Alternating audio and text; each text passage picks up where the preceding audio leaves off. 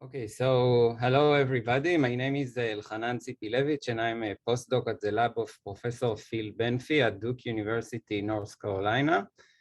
And I'm going to present you a work that I did during my postdoc about phage bacteria interaction in the plant root niche. And a lot of research in recent years has been devoted to characterize microbial communities that associated with higher organism, and several examples are the human digestive system and a lot of economically important animals as well as plants. And for plants, association with bacteria is very important. Bacteria can cause plant disease on one hand, and on the other hand, beneficial bacteria can help the plant to control pathogens by secreting all kinds of antimicrobial molecules, as well as priming the plant immune system to better cope with pathogens. Bacteria can also help plant to acquire nutrients and can modulate plant hormones, and in this way affect plant growth. However, to fully understand microbial community, we need also to understand phages. Phages are bacterial viruses, and as bacterial predators, they have an important impact on community assembly and can also be used as a tool to manipulate community, a phenomena you're probably familiar with as phage therapy. And to characterize the specific constraint and the outcome of phage infection during plant colonization, I utilize a model system, bacteria called Bacillus subtilis, infected by SPO1 phage during colonization of the plant model Arabidopsis. And infecting bacteria during root colonization reveal a significant killing of the bacteria as judged by significant reduction of the number of bacteria colonizing the plant. So next we wonder, how do bacteria evolve in response to this selective force? And in vitro, we found that bacteria evolved by mutation in the phage receptors that blocking phages from entering into the cells. However, on the plant, we found that SPO1 receptor is essential for root colonization. You can see here GFP expressing bacteria colonizing wild-type root, while bacteria mutant in phage receptor failed to colonize the root, and this is quantification of root colonization. So we ask how bacteria can evolve in response to phage infection if this pathway is essentially blocked. And we found that bacteria evolved mutations that enhance their ability to acquire the ion potassium from the medium. And in this way, it enhances the root colonization ability and also their phage resistance. And interestingly, we found that it can also work from the plant side when we utilize plant mutant in potassium homeostasis. So this plant support better growth of wild-type bacteria as well as better phage resistance. So suggesting that phages can also teach us about plant microbe interaction. Next, we wonder what happened with low level of phage infection. We reason that low level are more ecologically relevant. And so we infected bacteria during root colonization with decreasing phage concentration, and we expected to see such a trend that with no infection, we get certain amount of colonization. High level of infection, as I showed you before, lead to a very significant reduction in colonization. And when we go to lower and lower concentration of phages, so we get close to non-infected phages. However, surprisingly, we found that at low level of phage infection, we actually get more bacteria colonizing the roots than non-infected bacteria.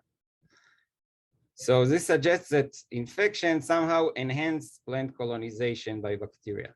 So to explain these surprising results, we hypothesized that non-infected bacteria can somehow sense infection of nearby cells through a signal that emanates from nearby cells and activate a response that may help them to colonize a plant. And indeed, monitoring RNA expression, we found that non-infected bacteria activate transcriptional response in response to lysis of nearby cells, comparing to control bacteria. And part of this response was activation of a dealanylation teichoic acid operon called DLT operon. And what is teichoic acid? Teichoic acid are sugar polymers that decorate the bacterial cell wall. And this polymer can be further decorated by D-alanine molecules, and D-alanylation was shown to affect the host adhesion and as well as antimicrobial resistance and biofilm formation. And indeed, we found that knocking out this DLT operon lead to the result that at low level of infection, we get similar number of bacteria colonizing the root as non-infected, but not more than non-infected. And we found this phenomena of phage infection enhancing colonization to be stable for at least 5 days. So next, we wonder what happened to the phages in this system. And we reason that at high level of phage infection, for example, here, if we begin from 1 to 1, so the phages will drive the bacterial host to a very low number or even to extinction. On the other hand, the number of phages will grow up when the phages are replicate, but finally, when there are no more hosts to replicate on, so the number of phages will begin to go down. However, what's going to happen with low level of infection? So we compared the number of phages recovered from the root with high level of infection in blue to low level of infection in orange, and we found that with high level of infection, indeed at the beginning we get more phages, and they are continuing to grow, to raise over time, but finally the number of phages begin to go down. On the other hand, at low level of infection, indeed at the beginning we have less phages, but at day 5 we already have more phages recovered from the low level of infection than from the high level of infection. So this suggests the low level of infection is also beneficial to the phages themselves. So to summarize, the first part of my talk deals with bacterial evolution in response to phage infection, and we found that in vitro infection lead to evolution of loss of phage receptor. But during root colonization, loss of phage receptor harbor fitness cost, so makes this evolutionary pathway block to the bacteria, and bacteria evolved enhanced potassium acquisition, and in this way they support better growth and better phage resistance. And also we found that plant can modulate bacterial access to potassium, and in this way control bacterial colonization and bacterial phage resistance.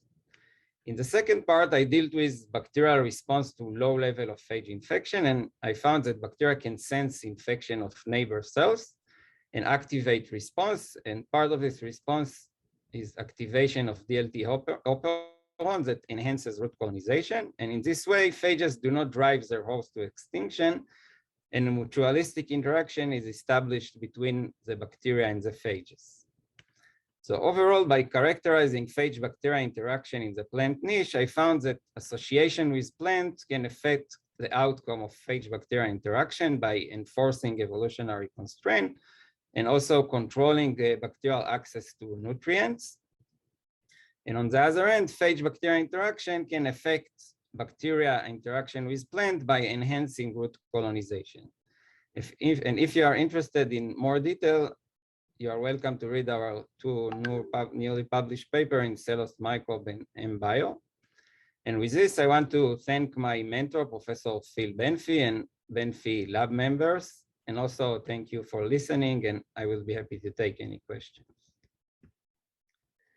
Thank you very much, Elhanan. We had 2 panelists raising their hands, so let's start with Liora. You had a question?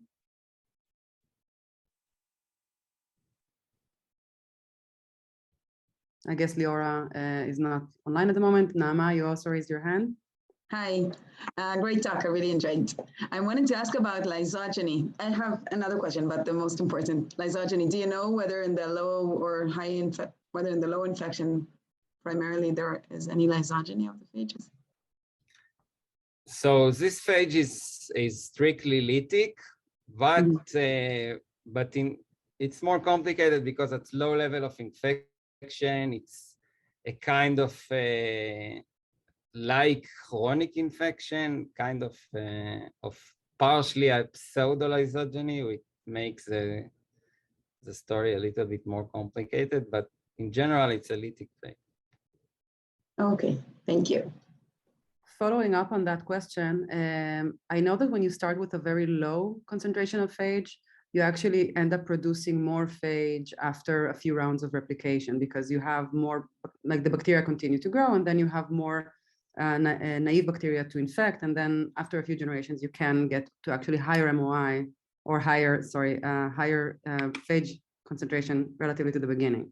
So have you ever controlled for that? Have you ever checked what it looks like a few generations after? Yeah, so we are currently working to see how stable is this phenomena, if this is really equilibrium, but at least we know that it persists for 5 days, which is enough time for the bacteria to have an impact on the plant. So even if it's not finally a real equilibrium, at least it enables the bacteria to do some effects that is related to the phage infection. Okay, thank you. Dan Mishmar has a question. Hi, it was a great talk. One thing that I'm a little bit confused is with whether you argue that that viruses, let's expand it from phages to the world of viruses. Are you arguing that high level of infection of viruses will doom to be extinct in the end?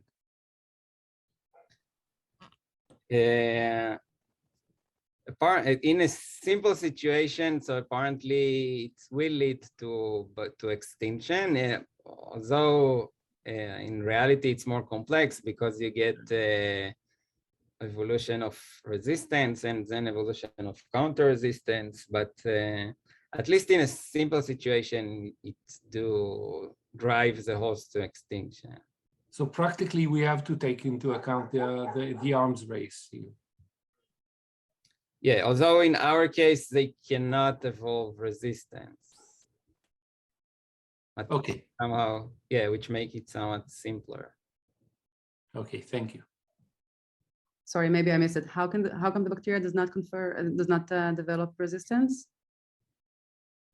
They cannot develop a fully resistant because it's necessary for root colonization. So resistant bacteria cannot. There are all kind of medium resistance and complicated stuff, but fully resistance cannot colonize the plant. I understand. So again, it goes back to how you say about the symbiosis between all three organisms. Yes. Okay. If there are no further questions, I see that there is one more question from Professor Amir Sapir. Does the plant can sense or respond to the phage?